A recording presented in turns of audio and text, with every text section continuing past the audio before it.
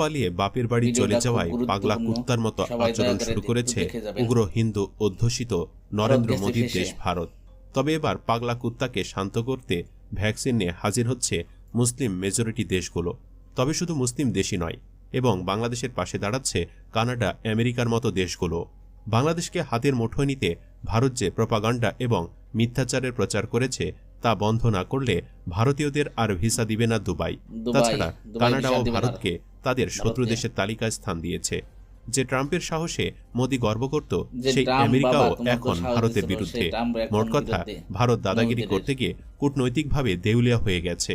ভারতের বিরুদ্ধে দাঁড়িয়ে কি বলছে এসব দেশগুলো, চলুন বিস্তারিত জেনে নেওয়া যাক।